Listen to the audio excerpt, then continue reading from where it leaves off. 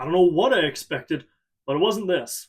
The Minnesota Wild announced today that they have signed Kirill Kaprizov to a record-setting new contract. Kaprizov has inked a deal with the Wild for the next 8 years, $136 million over that 8-year period, coming in at $17 million a year. Let's talk about it. My name is Liam, my friends call me Hammer, and we're going to break down Kaprizov's newest deal and what that means for the future of the NHL, because it's bigger than you think. Pump the brakes there, fellas. Before we get into things, this video is brought to you by the brand new Hammer Hockey store on tpublic.com. They've got hats, they've got hoodies, they got stickers. I'm wearing a hoodie out of the Blue and White Weekly collection right now, but there's a whole host of other designs on the storefront. New designs drop frequently, so be sure to check back often. Like I said, link is down in the description. Thank you to TeePublic. Thank you very much for supporting the channel. Now let's get back to the hockey you came here for. So like we said, $17 million a year going into Kaprizov's bank account. That starts next season. It's for the next 8 seasons. This deal's going to expire in 2034 when Kaprizov is the ripe old age of 37. He's 29 right now at the time of signing it. Basically, this carries him theoretically through the end of his career.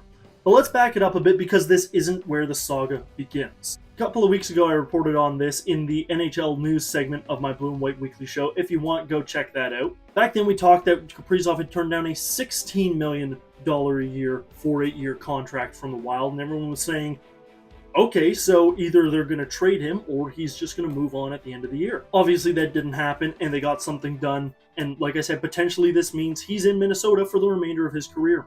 This is a massive jump for the Russian left winger. He's been making $9 million for the last 5 seasons. A fair compensation for his skill level. He's one of the better players in the league. But a jump of almost $8 million to become the highest paid player in National Hockey League history? I didn't expect it. And I don't think a lot of other people were expecting it either. If you look on Twitter, if you look all around the hockey sphere, a lot of people are quite shocked by this deal. It might be a bit of preemptiveness from the Wild. As we all know, the cap is going up in the coming years. Player contracts are just going to get higher and higher. We don't know in 8 years' time, even in 5 years' time, what the salary cap is going to look like. This could end up looking like a steal once Kaprizov hits kind of his early 30s and really hits the stride of his career. Or it could totally backfire and it just ends up being one of the worst signings in NHL history. But the moment I saw the initial deal come in from Kevin Weeks this morning, that the deal was falling into place, and then the confirmation of $17 million a year from Elliot Friedman over at Sportsnet, Kaprizov wasn't actually my first thought in all this. Good for Kaprizov to secure the bag, good for the Wild to lock up their star forward, but the most interesting thing to come of all this is stuff that we can't actually know about yet, but we can definitely talk about it. What I'm talking about is the future landscape of the free agent market, especially going into next season. There's a lot of big names coming up for new contracts next year. Jack Eichel, Artemi Panarin, Sergei Bobrovsky, Cale Makar, Patrick Laine, and maybe the biggest one of all, Connor McDavid. That's right, Connor McDavid, the hopefully inarguably best player in the world. I think that's something that we can all collectively agree upon. His contract is up next year, and rumors have been flying about how much he's going to make, what the term's going to be, and most importantly, where he ends up. If reports are to be believed, and if the rumor mill is correct, he's not exactly seeing eye to eye with the Edmonton Oilers right now, and that could start the biggest bidding war in hockey history, maybe even in sports history, with a player like Kaprizov, who, like I said earlier, phenomenal player, probably one of the best Russian players, if not the best Russian player right now, but he's no Connor McDavid. And if Kaprizov's making something like $17 million, the sky's the limit for Connor McDavid.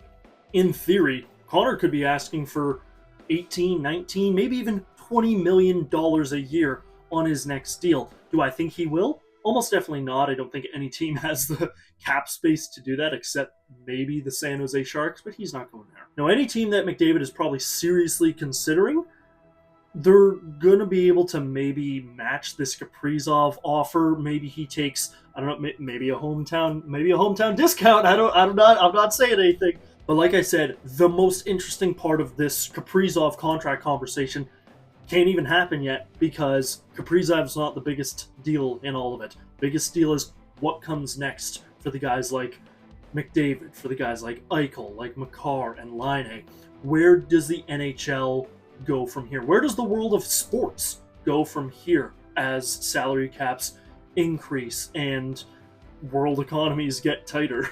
That one is a subject I am far from an expert on. I'm not going to touch that. I'm here to talk about salary caps, and the most interesting stuff is yet to come. So obviously I'm going to keep an eye on everything that's coming out over the next few days as it pertains to this contract. If there's any bonuses on the way, you can keep an eye on my socials for that kind of stuff. Links to all those are down in the description. I'm on Twitter, I'm on TikTok, Instagram, you name it, I'm there. There's always YouTube shorts coming out here. And don't worry, because a brand new Blue and White Weekly is on the way tomorrow, so make sure you're subscribed for that. Until then, hockey fans, thank you very much for watching this video. Be sure to like and subscribe, and I'll see you next time.